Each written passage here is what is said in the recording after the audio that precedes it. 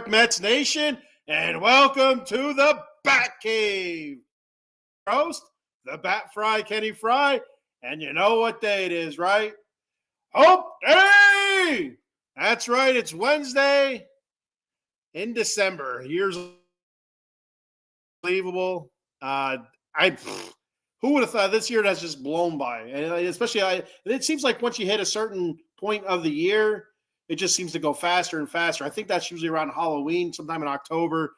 Like once you hit Halloween, before you know it, it's Thanksgiving. And Thanksgiving's over. You're trying to fit in your jeans and your slacks and stuff like that. You're wearing mesh shorts and jogging pants all the time because you're too fat to fit in your jeans because of Thanksgiving. Well, there's Christmas. There's the Christmas cookies, Christmas dinner, shopping and presents and all that good stuff. And of course, Jesus.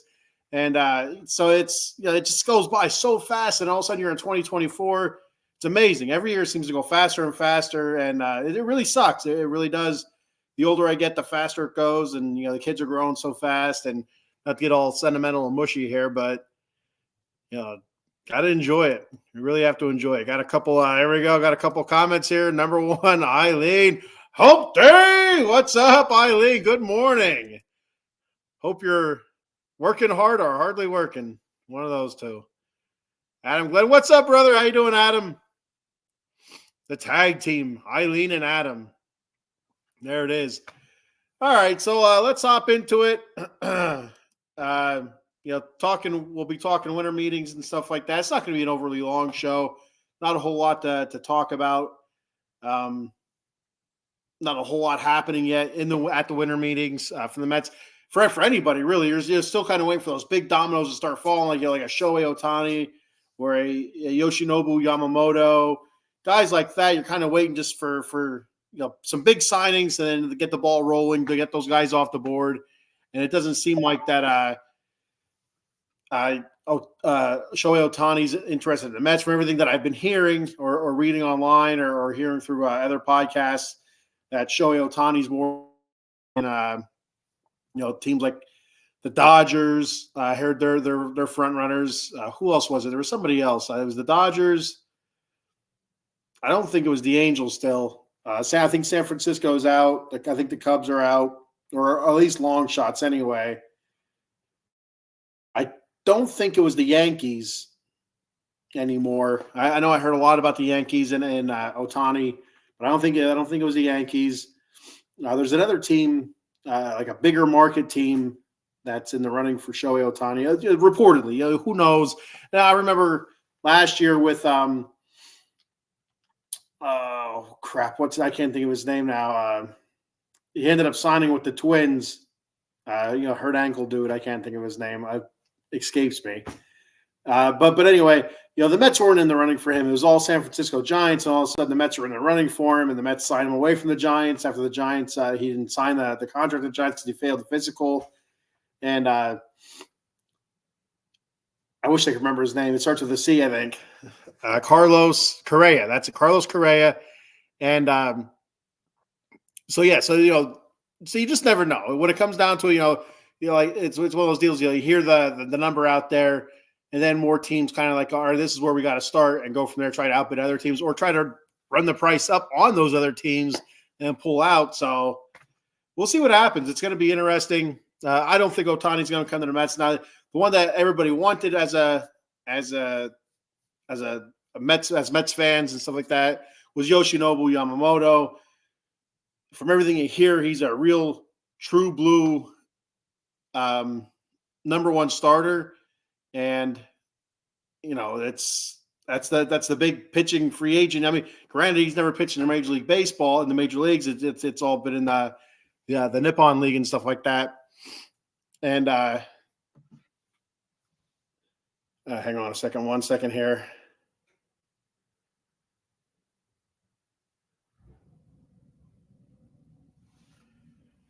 Yoshinobu Yamamoto. So that's the big one that everybody's talking about, everybody's looking at. And for the longest time, it seemed like he was Mets, and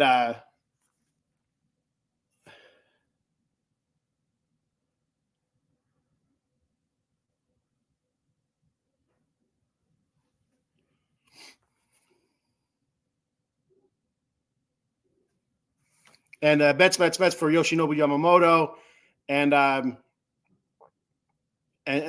so now that we're past the season, and everybody's in on the Yoshinobu train, it seems like he's getting further and further away from signing with the Mets. So we got Eileen here. It was Blue Jays, Seattle, Dodgers, Angels were in the market for Ohtani. Yeah, the Blue Jays. Blue Jays was the other team that I've been hearing a lot. I heard I didn't hear anything about Seattle recently, but I did hear Angels, Giants, Cubs. But I heard that those three teams were kind of off in the distance right now, where it's more so the Blue Jays and Dodgers. Yeah,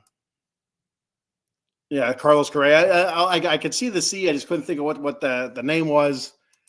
And then Adam says Cora. No, it was Correa. But yeah, that's close. That's Adamese for Correa. And so I'm going to have to get off here in a minute. I got something going on here, a little bit of an emergency. Real quick, I'm just going to go over the Mets free agent signings before I hop off. I'm really sorry. I apologize. I'll have to do it again. But yeah, so the Mets free agent signings, they signed Luis Severino since the last time I've been on. It's been 2 weeks. 2 weeks since I've been on last. Not a very good 2023 for Luis Severino, but 2022 was much, much better. Coming off Tommy John surgery. Sometimes coming off Tommy John surgery, you have that one season when you're first fully back and it goes really well, but then the season after, you take a step back. So we'll see what happens with him. If he's able to be a fraction of what he was before last season, I think the Mets will be all right with him as like a middle rotation type starter, like a number 3 or a number 4, preferably a number 4 if we can get another decent pitcher in there, kind of push him down the line a little bit. We don't want to have to rely on Luis Severino.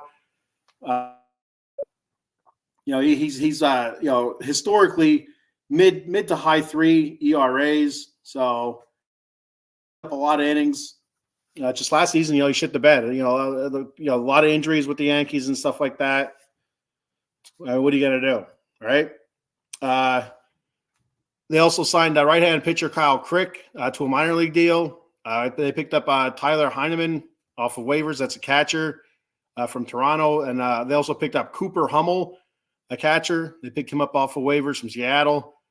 And the other, big signing from last week, I say in quotations, was Joey Wendell. They picked him up for a 1-year deal for $2 million. Now, offensively, there's nothing there, with Joey Wendell. But defensively, he's supposed to be really, really good. I mean, I don't know Joey Wendell from shit in my head. I have no idea who the hell Joey Wendell is. But but he, really good utility man. And so I guess one of the things that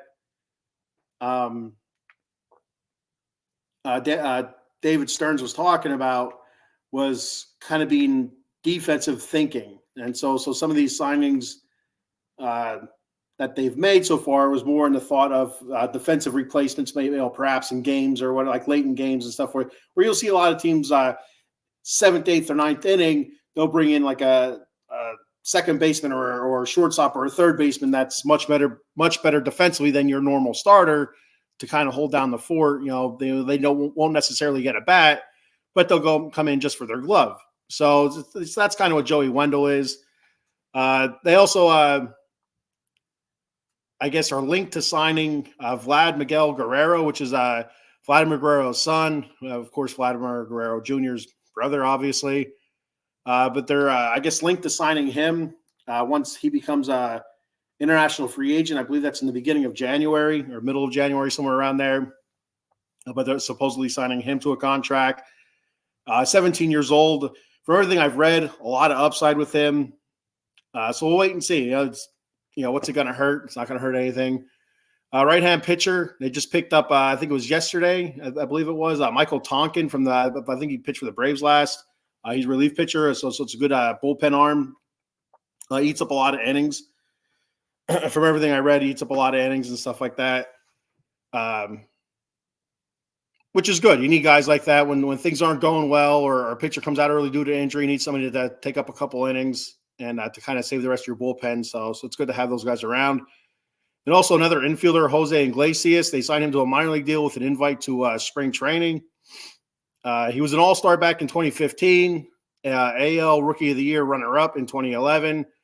So in the past, fairly decent. But I think it was after 2015, I read he was kind of bouncing around. 2017, after 2017, bouncing around to a couple different leagues. Came back to the major leagues last season, I think, in the minor leagues. And so the Mets are bringing him same kind of deal with as a couple of these other guys with a minor league contract with a invite to spring training. So we'll see what happens there. Real quick, that's draft lottery. They'll be picking number 19. The draft lottery went off yesterday. The top 6 teams were Indians, Reds, Rockies, A's, White Sox, and Royals. And I guess, it is what it is. But, you look at the Indians, they were in the playoffs the year before. The Reds, were they in the playoffs last year? I know they were in playoff contention most of the season. So, usually you want your teams or your teams that are really bad at the top to kind of rebuild, like the A's and stuff like that, and the White Sox, Royals, Rockies. Luckily they're 3, 4, 5, 6. But the Indians had a 2% chance of getting that top spot, and the Reds had I think it was 0.8% chance of getting the top spot, or I think it was top spot or in the top 6. I don't know, but it's just insane that with those odds they get those picks. And the Mets, if they would have got the pick in the lottery, a top 6 pick, they would be able to keep it. But since they were over the luxury tax by so much, and they got selected outside of the top 6, their draft selection drops 10 spots, I believe it was. So they'll be picking 19th, which, first round is first round. It's hit or miss with baseball. There's so many rounds and so many prospects, and you just never know.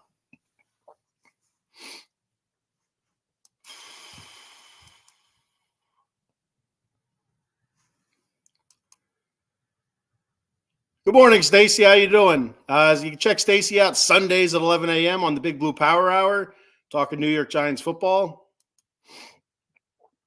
So real quick, moving forward, like I said, I kind of have I have to hop off here in a couple minutes. I have a bit of a thing going on here, an emergency, and so I can't be on here too long. I'm just going to go ahead and read off real quick. As of right now, the Mets starting rotation.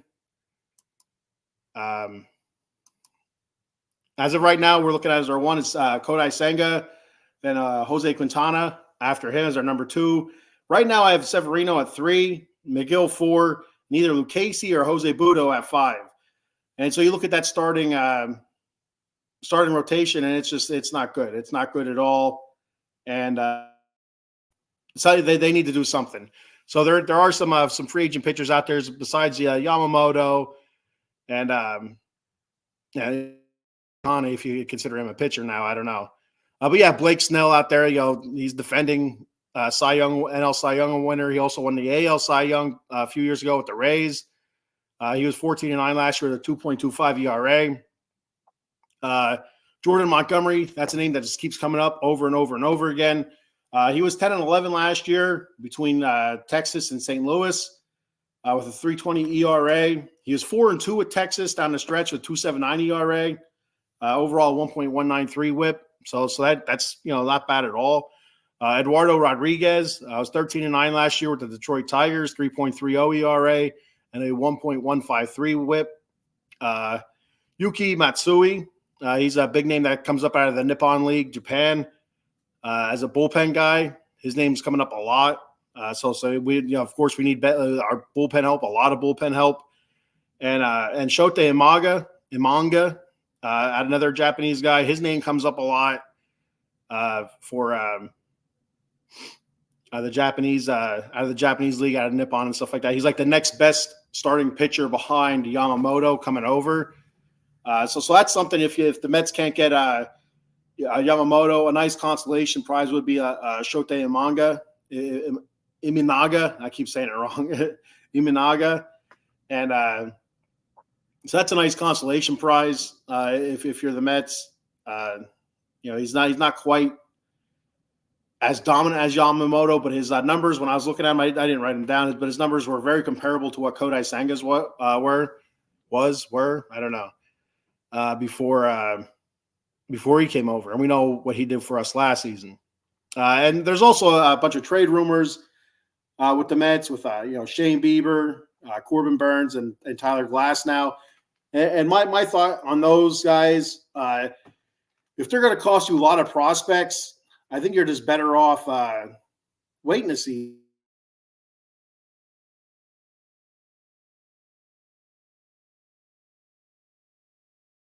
That they're not looking to, I don't know how you put it. They're not looking to kill the market, sell off all their prospects in 2024. They're building towards something bigger, 2025, 2026, something sustainable. So if you're going to go pick up a rental, because these guys they're coming up in their final year of their contracts. If you're just going to go out there and ship off a couple of your prospects for a rental, not knowing if they're going to sign long term, just wait until they're free agents. Just wait that extra season until they're free agents. Just deal with what you have and go from there. Maybe you can get a Bieber, Burns, or Glass now. Who are all I think Bieber's 29. Burns maybe 29, Glass now 30. Who knows? These guys sign. They're only 29, 30 years old. They sign next year for 4 or 5 seasons. A little bit long term, and go from there instead of just signing them, losing those prospects, and not knowing if you're going to have them for 1 year or multiple years. So I say just wait on those guys, and keep your farm system intact and build off of that. Now, one more comment that I'm going to hop off. I apologize to everybody. Yeah, everything's all right. Yeah, nothing big. All right, so I'm gonna go ahead and get off. Again, I apologize. I'll be on this Friday, 10 a.m.